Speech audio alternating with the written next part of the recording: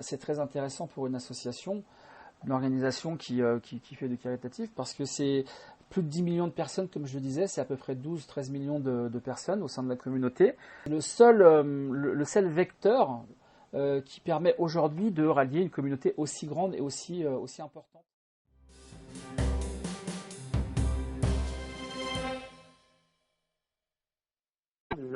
Du coup, merci beaucoup de répondre à nos questions. Avec plaisir, Corentin. Tout premier, est-ce que c'est possible de présenter un peu l'association Cœur de Gamer pour introduire Oui. voilà, et votre fonction? Alors, donc, l'association Cœur de Gamer est née en décembre 2018. Donc, j'en suis le fondateur et le président aujourd'hui. Voilà, je m'appelle Frédéric Rochette, j'ai 50 ans. Pourquoi la création de cette association? Elle est liée en fait à mon parcours de vie, à la fois en tant que bénévole de terrain dans beaucoup d'associations différentes depuis maintenant plusieurs décennies, on va dire, plus de 20 ans. Et la deuxième chose, c'est que je suis dans le milieu du jeu vidéo et de l'e-sport depuis depuis ma plus tendre enfance. J'ai commencé à l'âge de 15 ans, c'est-à-dire dans les années 80, c'est en 85 exactement, 86, et j'ai vu toute l'évolution liée au milieu du jeu vidéo et de l'e-sport un petit peu plus tard, parce qu'il est venu un peu après. On était vraiment en prémisse, je pense j'en avais même pas entendu parler moi-même. J'ai pris connaissance principalement des lives caritatifs en 2018. Alors, j'en avais pris un petit peu connaissance avant, mais le déclic est venu en 2018 quand j'ai pu assister aux The Event à Montpellier. Okay. Donc c'était pour l'association Médecins Sans Frontières. Voilà, j'ai pu être invité par Alex Dakary, qui est l'associé de Adrien Nougaric, donc Keserator. J'ai eu cette chance-là avec ma boîte de production. Donc tous les streamers qui étaient présents donnaient beaucoup de leur personne, et que finalement toutes les personnes qui étaient fans de ces streamers ou qui les suivent ont été très généreux pendant 3 jours. Ce qui a permis, je crois, de récolter plus d'1 million d'euros pour Médecins Sans Frontières. Et c'est là que, voilà, 3e édition, parce qu'ils ont commencé avec l'Avenger au départ. Et c'est là que je me suis dit, c'est génial, quoi. Je veux dire, c'est une communauté quand même que peut-être les associations n'ont pas l'habitude de toucher. C'est plus de 10 millions de personnes. Et je me suis dit, ouais, ça serait bien peut-être de pouvoir transmettre certaines valeurs, entraide, solidarité au sein de la communauté, parce que ça a l'air de les toucher, ils ont l'air d'être réceptifs. Voilà, donc j'ai décidé de créer l'association, et donc fin 2018, et de l'appeler Cœur de Gamer. Pourquoi? Parce que cœur avec un H, parce qu'on a à la fois, on entend le mot cœur en fait, qu'on a tous, ce qui nous permet de vivre aujourd'hui, et une chorale en fait qui chante en chœur, voilà, donc c'est l'unité, voilà. Okay. Et au niveau de l'association, par exemple, vous avez pu accompagner quelle association, fondation dans la dernière année? Alors, le premier événement qu'on a fait, c'est avec l'association Les Petits Frères des Pauvres. C'est d'ailleurs pour ça qu'avec Rodin, on a participé au séminaire de l'AFF sur cet atelier justement en lien avec les lives caritatifs. Au mois de février 2019, je crois que c'était à peu près fin février 2019, on a récolté à peu près 13 000 euros. Premier événement en très peu de temps, donc c'était déjà un exploit. Avec des streamers peu connus, on avait fait avec les moyens du bord à l'époque. Mais on avait été aussi, on a réussi à fédérer énormément de gens autour de la cause, et on a eu beaucoup d'aide, donc ça a été aussi génial. Ensuite, on a fait pour l'association Petit Prince en mai 2019, voilà. On a récolté 22 000 euros, je crois, à peu près, 21 000 et quelques, 21 500, 900, enfin pratiquement 22 000 euros, pareil, en 80 heures de live, donc à peu près un peu plus de 3 jours, non-stop. Ensuite, on est arrivé, on était en train de préparer un événement avec la Fondation Hôpitaux de Paris, Hôpitaux de France, qu'on devait faire IRL, donc une real life, qui n'a pas pu se faire à cause du Covid. Donc on a créé l'événement Confinement du Cœur, ça s'est fait très très très vite. Et là, on a décidé d'aider, on va dire, la Fondation Hôpitaux de Paris, Hôpitaux de France, et l'association Les Petits Frères des Pauvres, qui en fait, c'est la population la plus impactée pour nous, c'est-à-dire à la fois les hôpitaux, le personnel hospitalier et les personnes âgées, donc nos aînés. Donc on a fait d'une pierre deux coups, on a fait un événement pour 2 organisations. Pour les deux, Voilà. Et on a récolté 63 500 euros Ensuite, on a fait CoviQuest. On n'est pas les organisateurs, mais on a aidé le CHRU de Tours avec l'étude CoviQuest, déjà pour faire connaître l'étude et essayer d'avoir des dons pour que l'étude puisse continuer. Donc, on a récolté 3500 €. Donc, pas une très grosse récolte, mais je l'ai expliqué pourquoi. Hein. C'était un petit peu plus technique, un petit peu plus ciblé, donc un petit peu plus compliqué pour les dons. Mais par contre, on a eu beaucoup de visiteurs, puisqu'on a fait 159 000. On a eu 159 000 visiteurs uniques, c'est-à-dire qu'à un instant T, pendant les 36 heures de live, il y a 159 000 personnes qui se sont présentées, quoi. Voilà. Donc, avec 611 spectateurs de moyenne sur 36 heures de live et un pic à 4000 viewers pendant le live. Et du coup, selon vous, en fait, quels sont les intérêts pour une association à se lancer dans un partenariat, dans une opération du même type sur Twitch? Quels sont les avantages qu'elle pourrait avoir? Pour moi, les intérêts et les avantages sont multiples. La première chose, c'est déjà de faire connaître peut-être une cause et une association dont n'a pas connaissance la communauté. Voilà. La communauté du jeu vidéo, de l'e-sport et tout ce des nouvelles technologies, hein, ça concerne un petit peu tous les écrans connectés. Déjà, ça c'est la première chose. La deuxième chose, c'est très intéressant pour une association, une organisation qui fait du caritatif, parce que c'est plus de 10 millions de personnes, comme je le disais, c'est à peu près 12-13 millions de personnes au sein de la communauté. C'est une tranche d'âge qui va de 14 ans jusqu'à 38-40 ans, voilà, à peu près. Après, il y a des plus jeunes et il y a des plus vieux, hein. Voilà, et c'est 48% de femmes, 52% d'hommes. Donc c'est une communauté, on va dire, qui est très élargie. Et voilà, je pense que c'est le seul vecteur qui permet aujourd'hui de rallier une communauté aussi grande et aussi importante. Voilà. Et une communauté qui n'est pas forcément touchée. Et une communauté qui n'est pas forcément touchée, qui n'est pas forcément informée de ce type d'association, de ce type de cause. Donc ouais, c'est pour moi super important, parce qu'encore une fois, au-delà de l'argent qui sera donné lors de cette collecte, il y a aussi un aspect pédagogique fort et important. Oui. Sensibiliser les jeunes, les moins jeunes à ces causes, quoi. Et du coup, pour se lancer dans une opération telle quelle, quels sont à peu près les impératifs, les choses à avoir en tête, qui contacter, quel budget, quelles ressources humaines nécessaires pour créer une opération et un partenariat sur Twitch? Alors les impératifs, je ne sais pas si on peut appeler ça des impératifs, mais je pense qu'avant de se lancer, il faut d'abord peut-être explorer un petit peu comment fonctionne le langage, comment fonctionne le milieu, etc. Ça, enfin le milieu, ça fait un peu mafia, on va dire la communauté. Se lancer, c'est comme je le disais, c'est soit on se renseigne un petit peu, comme je l'ai dit auparavant, et on contacte une association comme la nôtre qui organise des événements de ce type, ou alors on contacte directement les streamers, donc on se met en contact avec des agences comme Webedia, comme Wisdeo et autres, etc. On peut être aussi, nous, conseil, je veux dire, on ne pourra pas organiser des événements pour tout le monde, puis on n'a pas la seule association qui existe à le faire, il y a aussi Loisirs Numériques. Bon, le The Event, c'est pas une association, c'est un collectif de streamers qui se réunit avec à la tête Zerator, donc on est encore dans un autre contexte, c'est encore autre chose, et puis ils sont très très sollicités, donc voilà, et puis ils le font qu'une fois par an, donc c'est un peu compliqué. Après, c'est prendre contact avec la communauté, des gens comme nous, voilà, où on peut effectivement aider, vous mettre en relation, ça c'est la première chose. Et puis ensuite, c'est de voir avec soit les streamers qui adhèrent à la cause, qui ont envie de donner de leur temps pour aider l'association, soit en passant par des associations comme la nôtre, je le disais, mais comme vous dites, en passant par des associations, ça permet aussi de parler, de savoir comment toucher l'audience, comme vous avez parlé de l'exemple de CoviQuest. Il y avait peut-être une difficulté de langage et de niveau de technicité. C'est à peu près ça. Concrètement, oui, c'est pas simple. C'est vraiment pas simple. C'est-à-dire qu'il faut qu'il y ait quand même une porte qui donne l'accès à l'univers dans lequel la communauté évolue, en fait. Il faut s'y préparer. Mais voilà, ça demande une préparation. Les budgets, alors on parle de budget, effectivement, ça dépend. Les budgets, ça peut être de pratiquement 0 € si on fait quelque chose dans le line avec les moyens du bord et qu'on n'en met pas d'autres en place, comme on dit. Donc on utilise des outils existants qui sont des outils gratuits et ça dépend de la façon dont on veut l'organiser. Après, voilà, le budget, on peut faire quelque chose à moindre coût, mais peut-être que le résultat sera aussi moins efficace que si on y mettait un petit peu plus de moyens. Voilà.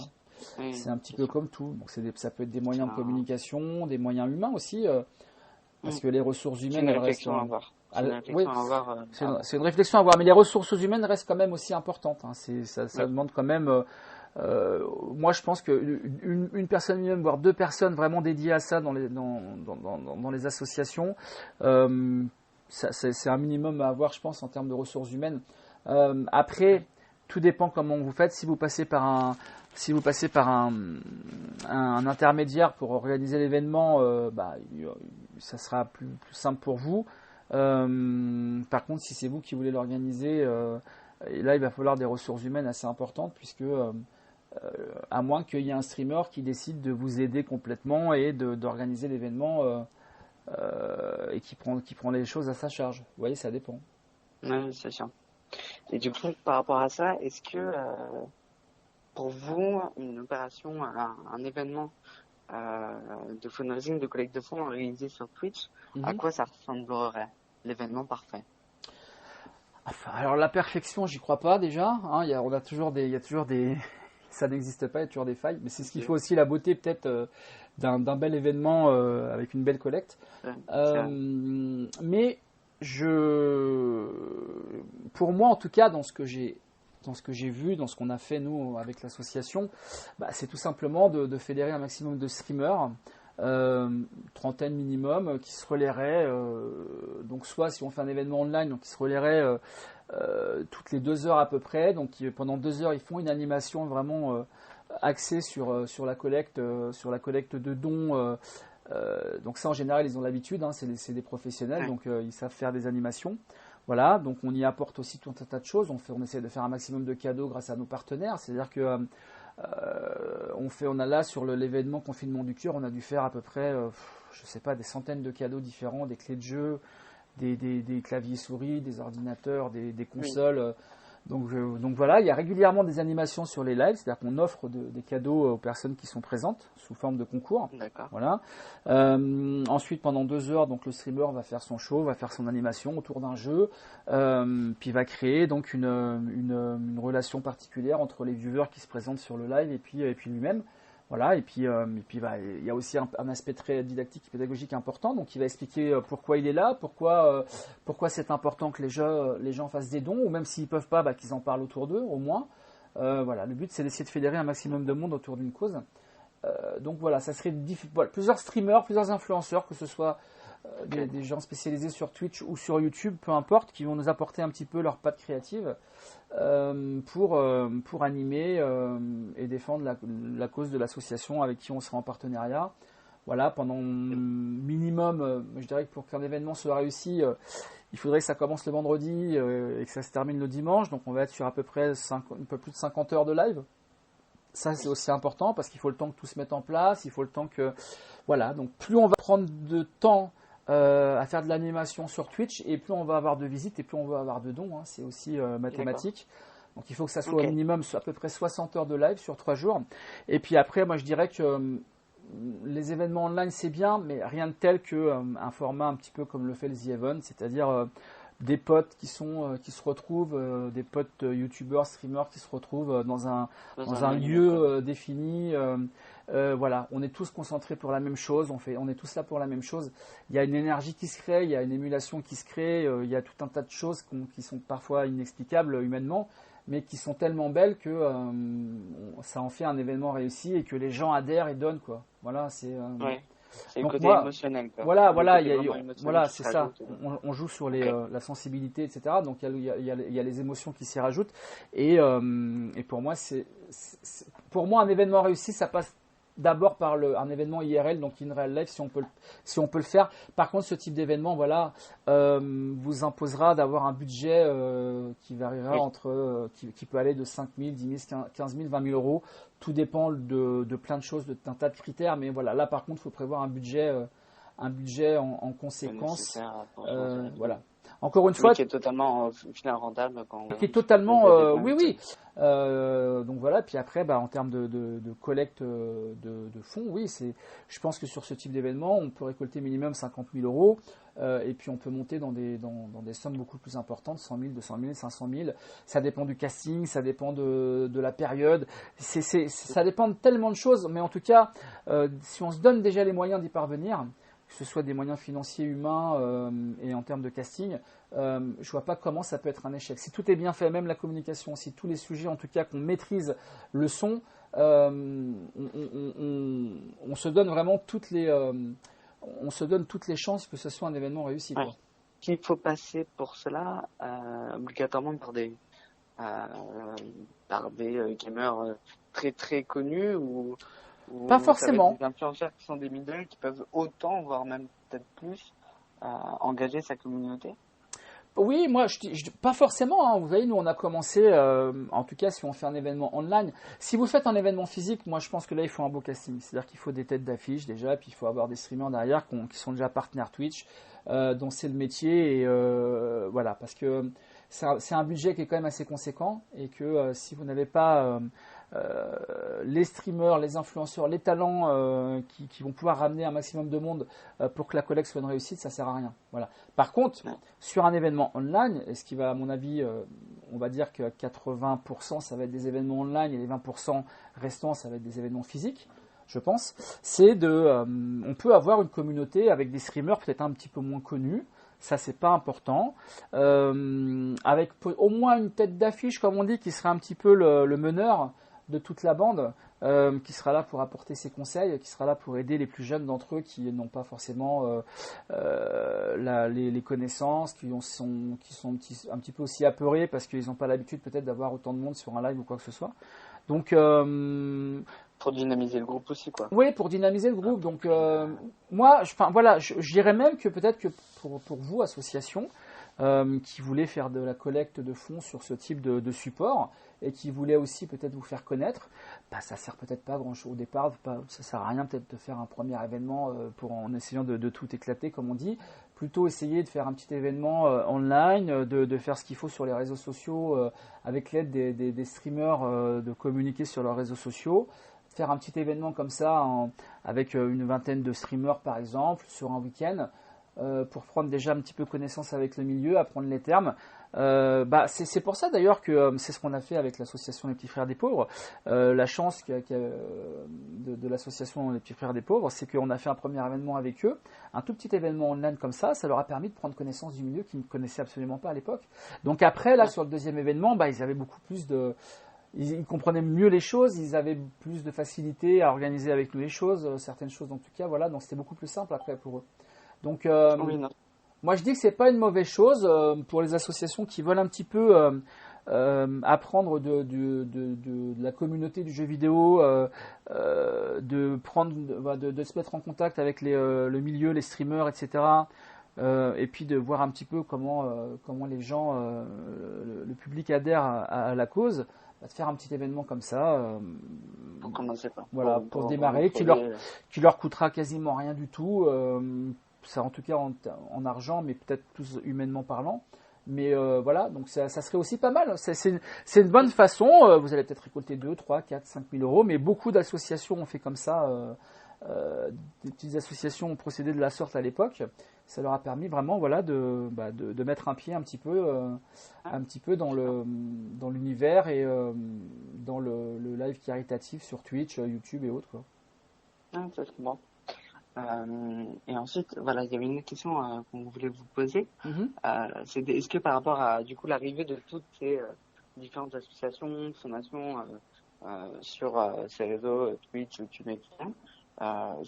C'est quoi les évolutions qu'il y a eu? Est-ce qu'il y a eu une sorte de professionnalisation de la collecte de dons sur ces réseaux-là? Est-ce qu'il y a eu des faits marquants, des évolutions marquantes dans ces dernières années? Alors pour le moment, à part sur le dernier événement du The Event avec l'Institut Pasteur et les 3 500 000 euros qui ont permis de battre le record du monde de dons sur un live caritatif, il n'y a pas eu vraiment Bon là encore une fois c'est un événement pur. Après sur les plateformes, par contre les plateformes qu'on utilise comme Twitch principalement, c'est celle que je connais le mieux, ils sont en train de développer justement des outils pour faciliter un petit peu ce genre de live. C'est ce que j'ai vu parce qu'ils se sont rendus compte, comme je le disais, je crois que c'est en 2017 où c'est plus de 7 500 000 € de récoltés sur la plateforme Twitch via des lives caritatifs. Donc j'ai cru en voir et entendre que effectivement la plateforme Twitch était en train de développer aussi des outils pour faciliter les collectes de dons sur Twitch. D'accord. Mais d'une manière pour des événements ou alors oui pour des événements entre guillemets. Pour des événements complètement, ainsi que les autres plateformes existantes comme Streamlabs, donc qui est une plateforme qu'on utilise pour les alertes de dons, pour créer les collectes en fait, ou Tipeee Stream, qui sont donc deux partenaires de Twitch et qui sont les deux plateformes les plus utilisées pour créer donc les collectes et avec les alertes qui s'affichent comme aiment bien les viewers et les streamers, etc., etc. Et la cagnotte bien évidemment qui puisse s'afficher, donc ça c'est un aspect technique, mais qui puisse s'afficher et s'incrémenter à chaque fois qu'il y a un don. Voilà. Donc c'est en train de se démocratiser, c'est en train de se professionnaliser effectivement. Donc je sais que Twitch et Streamlabs et Tipeee Stream, les trois partenaires les plus importants pour faire ce type de live caritatif, sont en train de mettre en place des outils qui vont, je pense, faciliter après les événements online collecte de dons. Après, comme je le disais, après, il y a toujours possibilité, même sans attendre ces outils-là, il y a déjà la possibilité aujourd'hui de créer son événement, de créer sa chaîne Twitch très facilement. Même une association peut le faire. Là, aujourd'hui, on regarde, il y a des politiques qui ont créé leur chaîne Twitch. Vous avez des émissions de télé aujourd'hui qui diffusent en parallèle sur Twitch. Prenez Click TV. Vous avez des émissions de radio qui diffusent sur Twitch, comme avec Koé, son émission là, sur Énergie.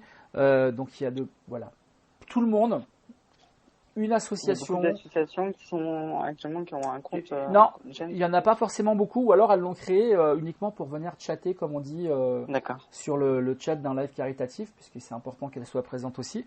Donc l'association des petits frères des pauvres et la fondation Plutôt de Paris et Plutôt de France sur le confinement du cœur, ils ont créé un compte sur Twitch pour pouvoir venir chatter, mais voilà, il faut, même si vous voulez venir chatter sur un live, il faut de toute façon ouvrir un compte Twitch, donc une chaîne Twitch en l'occurrence. Ok, d'accord. Voilà. Mais en tout cas, il y a quelque chose qui peut être fait de. Pour moi, c'est à la fois un outil un nouvel outil pour vous de collecte de dons qui est très très très important pour moi, en tout cas qui sera un vrai plus par rapport à ce que vous avez déjà l'habitude de faire. Et un deuxième point important pour moi, c'est un outil de communication. Ça reste aussi un véritable outil de communication avec les réseaux sociaux, et ça vous permet de passer des messages. Donc je pense que même à l'avenir, chaque association devrait créer sa chaîne Twitch et y faire ses propres émissions. Mais si vous regardez aujourd'hui le jeu vidéo, vous regardez les différentes années, sur les 5 dernières années, ça a été en perpétuelle évolution en termes de nombre de personnes. C'est-à-dire que explosion, vous avez les jeunes qui arrivent, qui ont 10 ans, qui s'y intéressent pas encore trop forcément, en tout cas puis ensuite arrivés à 13-14 ans, ils se mettent sur l'ordinateur, ils jouent. Donc ils rentrent dans la communauté comme on dit, et puis vous avez ceux qui ont grandi en attendant mais qui restent aussi là parce que ils ont 35 ans, 39 ans, 40 ans ou plus. Moi j'en ai 50, je suis toujours là, et ils restent, et ça reste aussi pour eux un outil comme la télévision, un moyen de s'informer, un moyen de se détendre, de se connecter sur des choses différentes qu'on peut voir à la télévision, quoi.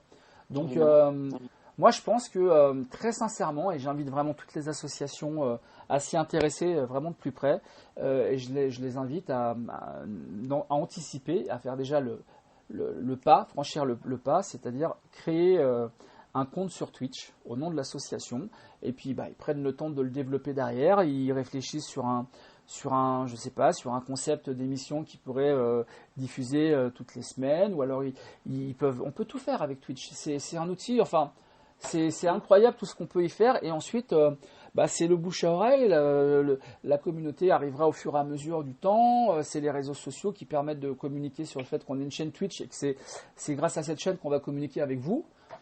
Voilà, pour moi de toute façon, même s'il n'y a pas de prévision de collecte de fonds, parce que ça reste trop compliqué en termes d'organisation pour une association et qui n'en ont pas forcément encore le temps ni les moyens, ouvrez quand même votre chaîne Twitch et utilisez l'outil comme un moyen de communication. Voilà, c'est déjà un point d'entrée qui est De la même manière que ça va être pour Facebook ou pour Instagram, c'est faire son live pour parler à sa communauté et atteindre même une plus grande communauté. C'est exactement ça. Et c'est une communauté qui ne fait que grandir, que grandir. Donc voilà, il faut pas. Je pense qu'il faut vraiment que ça soit un axe d'orientation et de développement pour l'avenir de chacun. En fait. Est-ce que c'est pas une communauté qui a aussi beaucoup grandi dans la période de confinement, du Covid, et par rapport à ça, quels ont été un peu les impacts de cette période-là sur tout ce qui est Twitch et les opérations, les événements qui s'y passaient? Il y a une prise de conscience. Déjà, elle est liée à chacun d'entre nous humainement. C'est-à-dire qu'au-delà de la passion la passion qu'on a chacun d'entre nous, et le fait d'aimer partager sa passion. Il y a une prise de conscience individuelle déjà qui est là, qui est présente. Et il y a aussi une prise de conscience de la communauté qui s'entraide de plus en plus. J'ai l'impression de dire les mentalités sont en train de changer petit à petit. Voilà. C'est ça. Et c'est pour ça qu'il faut justement investir les réseaux comme Twitch pour pouvoir et c'est un investissement. Causes. Et c'est un investissement à moindre coût à partir du moment où vous ne faites pas un événement gaming IRL, comme je dis, où ça va coûter un petit peu d'argent, mais qui va vous en ramener beaucoup plus, j'en suis persuadé. C'est commencer dès maintenant à sensibiliser les gens. Voilà. Communiquer, créer une chaîne Twitch, faites des émissions, travailler sur des concepts d'émissions, ou diffuser simplement les campagnes publicitaires que vous pouvez avoir déjà voilà. Mais en tout cas, il y a des choses à faire. Et je vous invite tous à y réfléchir. Et encore une fois, on est très sollicité, hein, Corentin, je vous l'ai dit, vous le savez. Mais si vous avez besoin, on est en train de se renforcer aussi au niveau de l'association. C'est-à-dire qu'il y a des gens qui sont experts dans le milieu du jeu vidéo, dans l'e-sport, dans la communication, dans le marketing, etc., qui vont nous rejoindre, même des médecins qui vont nous rejoindre. Donc, si vous avez des questions, si vous avez besoin d'une aide, c'est avec plaisir qu'on le fera. Ça prendra peut-être un petit peu de temps, mais en tout cas, on le fera. On ne veut laisser personne sur la touche, comme on dit. Alors, ça prend un peu plus de temps. Corentin, on a été victime aussi parce que j'ai pas pu répondre en temps et en heure aux différentes questions qui ont été d'ailleurs très intéressantes pour moi d'y répondre. Mais voilà, en tout cas, on laissera personne sur la touche et on essaiera d'aider du mieux qu'on peut chacun d'entre vous, y compris pour la création d'une chaîne Twitch. On pourra vous aider aussi, on pourra vous expliquer la façon dont ça fonctionne. On pourra vous expliquer aussi comment faire pour avoir le plus de touches possible, de visibilité possible. Voilà, on maîtrise tout ça et ça sera avec plaisir qu'on pourra vous aider sur chacun de ces points. Eh bien, parfait, c'est bien noté, le message est bien noté et va passer aux associations et fondations. Donc, voilà. Merci beaucoup Frédéric avec plaisir, Corentin. Répondu à nos questions.